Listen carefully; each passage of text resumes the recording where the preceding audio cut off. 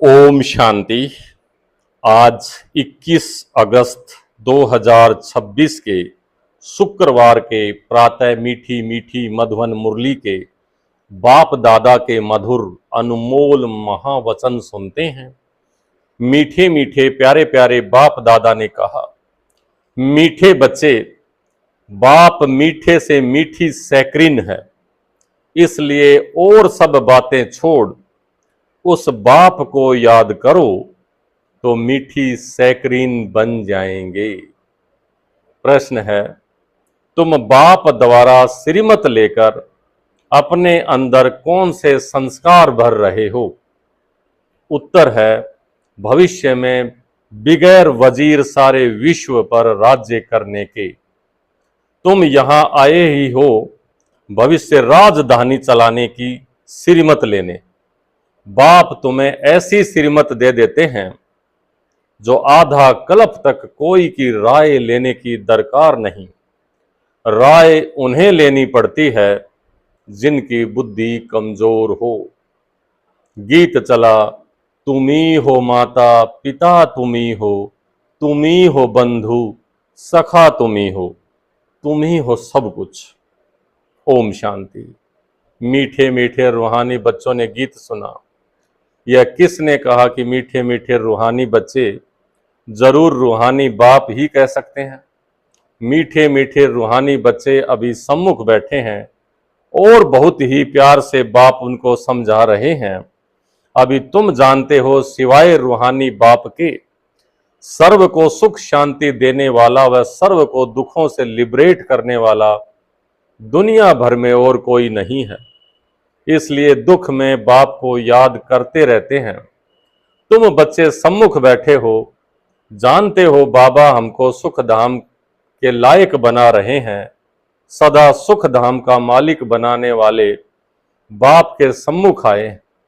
अभी समझते हैं सम्मुख सुनने और दूर रहकर सुनने में बहुत फर्क है। मधुवन में सम्मुख आते हैं। मधुवन मशहूर है। मधुवन वृंदावन में उन्होंने श्री कृष्ण का चित्र दिखाया है, परंतु श्री कृष्ण तो है नहीं। यहाँ तो निराकार बाप तुम बच्चों से मिलते हैं। तुम्हें स्वयं को घड़ी घड़ी आत्मा निश्चय करना है, मैं आत्मा बाप से वर्षा ले रही हूँ। सारे कल्प में यह एक ही समय आता है। यह कल्प का सुहावना संगम युग है। इनका नाम रखा है पुरुषोत्तम। वही संगम युग जिसमें सब मनुष्य मात्र उत्तम बनते हैं। अभी तो सभी मनुष्य मात्र की आत्मा तमो प्रधान है, जो फिर सतो प्रधान बनती है। सतो प्रधान हैं तो मनुष्य उत्तम होते हैं। तमो प्रधान होने से मनुष्य भी कनिष्ठ बनते हैं। तो आत्माओं को बाप बैठ सम्मुख समझाते हैं। सारा पार्ट आत्मा ही बजाती है, ना कि शरीर। आत्मा और शरीर जब दोनों का मेल होता है तो पार्ट बजता है। तुम्हारी बुद्धि में आ गया है कि हम आत्मा असल में निराकारी दुनिया व शांति धाम में रहने वाली हैं। यह किसी को भी पता नहीं है। न खुद समझते हैं और न समझा सकते हैं। तुम्हारी बुद्धि का ताला अब खुला है। तुम समझते हो बरोबर आत्माएं परम धाम में रहती हैं। वह है इनकॉर्पोरियल वर्ल्ड, यानी निराकारी दुनिया। यह है कॉर्पोरियल वर्ल्ड, साकारी दुनिया। यहाँ हम सब आत्माएं एक्टर्स, पार्टधारी हैं। पहले पहले हम पार्ट बजाने आते हैं, फिर नंबरवार आते जाते हैं। सभी एक्टर्स इकट्ठे नहीं आ सकते। भिन्न भिन्न प्रकार के एक्टर्स आते जाते हैं। सब इकट्ठे तब होते हैं जब नाटक पूरा होना होता है। अभी तुमको पहचान मिली है, आत्मा असल शांति धाम की रहवासी है। यहाँ आती है पार्ट बजाने। बाप सारा समय पार्ट बजाने नहीं आते। हम ही पार्ट बजाते बजाते तमो प्रधान बन जाते हैं। अभी तुम बच्चों को सम्मुख सुनने से बड़ा मजा आता है। इतना मजा मुरली पढ़ने से नहीं आता। यहाँ सम्मुख हो ना, तो पहले सतयुगी आदि सनातन देवी देवता धर्म वाले ही आते हैं। तुम जानते हो कि भारत गॉड गॉडेज का स्थान था, अभी नहीं है। चित्र देखते थे तो जरूर, पहले पहले हम देवी देवता थे। अपने पार्ट को तो याद करेंगे कि भूल जाएंगे। बाप कहते हैं तुमने यह पार्ट बजाया है, यह ड्रामा है। नई दुनिया सो फिर पुरानी होती है। पहले पहले ऊपर से जो आत्माएं आती हैं वह गोल्डन एज में आती हैं। यह सब बातें अभी तुम्हारी बुद्धि में हैं। सतयुग आदि में तुम ही आए थे पार्ट बजाने। तुम विश्व के मालिक महाराजा महारानी थे, तुम्हारी राजधानी थी। अभी तो राजधानी है नहीं। अब तुम सीख रहे हो हम राजाई कैसे चलाएंगे। वहां वजीर होते नहीं, राय देने वाले की दरकार नहीं। वह तो श्रीमत द्वारा श्रेष्ठ श्रेष्ठ बन जाते हैं, फिर उनको दूसरे कोई से राय लेने की दरकार नहीं रहती। अगर कोई से राय लें तो फिर समझा जाएगा इनकी बुद्धि कमजोर है। अभी जो श्रीमत मिलती है वह सतयुग में भी कायम रहती है। अब तुम्हारी आत्मा फ्रेश हो रही है। अभी तुम बच्चों को देही अभिमानी बनना है। शांति धाम से आकर यहाँ तुम टॉकी बने हो। टॉकी होने बगैर कर्म हो न सके। यह बड़ी समझने की बातें हैं। जैसे बाप में सारा ज्ञान है वैसे तुम्हारी आत्मा में भी अब ज्ञान है। आत्मा कहती है हम एक शरीर छोड़ संस्कार अनुसार फिर दूसरा लेते हैं। पुनर्जन्म भी जरूर होता है। आत्मा को जो भी पार्ट मिला है वह बजाती रहती है और संस्कारों अनुसार दूसरा जन्म लेती रहती है। आत्मा की दिन प्रतिदिन प्योरिटी की डिग्री कम होती जाती है। पतित अक्सर द्वापर के बाद काम में लाते हैं, फिर भी थोड़ा सा फर्क जरूर पड़ जाता है। तुम नया मकान बनाओ, 1 मास के बाद कुछ फर्क जरूर पड़ेगा। अभी तुम समझते हो बाबा हमको वर्षा देते हैं। बाप कहते हैं हम आए हैं तुम बच्चों को वर्षा देने। जितना जो पुरुषार्थ करेंगे उतना पद पाएंगे। बाप के पास कोई फर्क नहीं है। बाप जानते हैं हम आत्माओं को पढ़ाते हैं। आत्मा हर एक अपने लिए पुरुषार्थ करती है।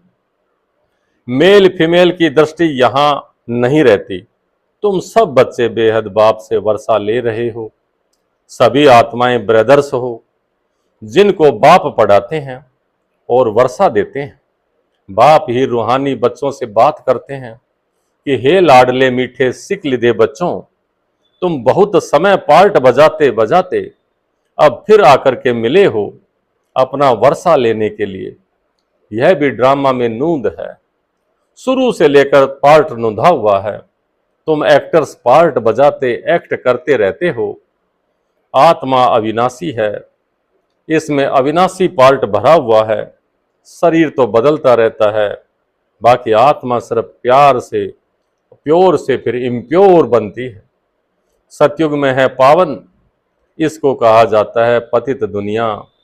अभी सुख धाम स्थापन होता है, बाकी सब आत्माएं मुक्ति धाम में रहेंगी। अभी यह बेहद का नाटक आकर पूरा हुआ है।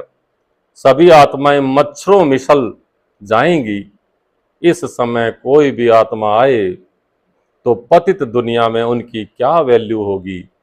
वास्तव में वैल्यू उनकी है जो पहले पहले नई दुनिया में आते हैं। नई दुनिया थी वह फिर पुरानी बनी है। नई दुनिया में देवताएं थे, वहां दुख का नाम निशान नहीं था। यहाँ तो अथाह दुख है। बाप आकर दुख की पुरानी दुनिया से लिबरेट करते हैं। यह पुरानी दुनिया बदलनी जरूर है। जैसे दिन के बाद रात, रात के बाद दिन होता है। तुम समझते हो बरोबर हम सतयुग के मालिक बनेंगे, तो हम क्यों न आत्मा निश्चय कर और बाप को याद करें। कुछ तो मेहनत करनी होगी। राजाई पाना कोई सहज थोड़े ही है। बाप को याद करना है। यह माया का वंडर है जो घड़ी घड़ी तुमको भुला देती है। इसके लिए उपाय रचना चाहिए। ऐसे नहीं कि मेरा बनने से याद जम जाएगी, बाकी पुरुषार्थ क्या करेंगे। नहीं, जब तक जीना है पुरुषार्थ करना है, ज्ञान अमृत पीते रहना है। यह भी समझते हो कि हमारा यह अंतिम जन्म है। इस शरीर का भान छोड़ देही अभिमानी बनना है। गृहस्थ व्यवहार में भी रहना है, पुरुषार्थ जरूर करना है। सिर्फ अपने को आत्मा निश्चय कर बाप को याद करो। तौमेव माताश्च पिता तौमेव, तौमेव बंधु च सखा तौमेव कहते हैं। ये सब हैं। वैसे भक्ति मार्ग की महिमा, तुमको सिर्फ एक अलफ को याद करना है।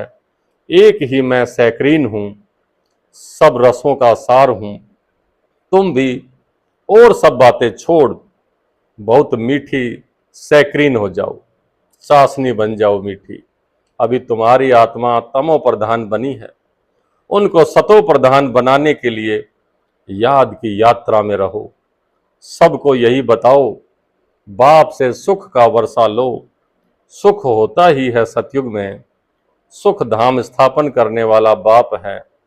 बाप को याद करना है बहुत सहज, परंतु माया का अपोजिशन बहुत है।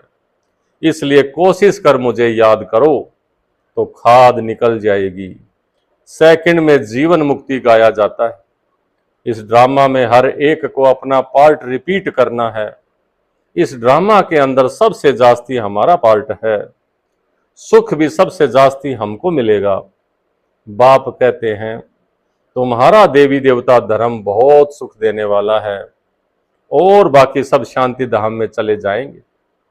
हिसाब किताब चुकतू कर, जास्ती विस्तार में हम क्यों जाएं। बाप आते ही हैं सबको वापिस ले जाने। मत्सरों सदृश सबको ले जाते हैं। शरीर खत्म हो जाएंगे, बाकी आत्मा जो अविनाशी है हिसाब किताब चुकतू कर चली जाएगी। ऐसे नहीं कि आत्मा आग में पड़ने से पवित्र होगी। आत्मा को याद रूपी योग से पवित्र होना है। योग की अग्नि है यह। उन्होंने फिर नाटक बैठ बनाए हैं।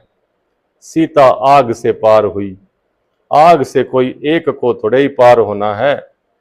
बाप समझाते हैं तुम सब सीताएं इस समय पतित हो, रावण के राज्य में हो। अब एक बाप की याद से तुमको पावन बनना है इस योग अग्नि से। राम एक ही है निराकार। अग्नि अक्सर सुनने से समझते हैं आग से पार हुई। कहाँ योग अग्नि और कहाँ वो आग। आत्मा परमात्मा से योग रखने से पतित से पावन बनेगी। रात दिन का फर्क है। आत्माएं सब सीताएं हैं। रावण के जेल में शोक वाटिका में हैं। यहाँ का सुख तो काग विष्ठा के मिसल है, स्वर्ग के सुख तो अथाह है। तो बच्चों को ज्ञान रत्नों से झोली भरनी चाहिए। कोई भी प्रकार का संशय नहीं आना चाहिए।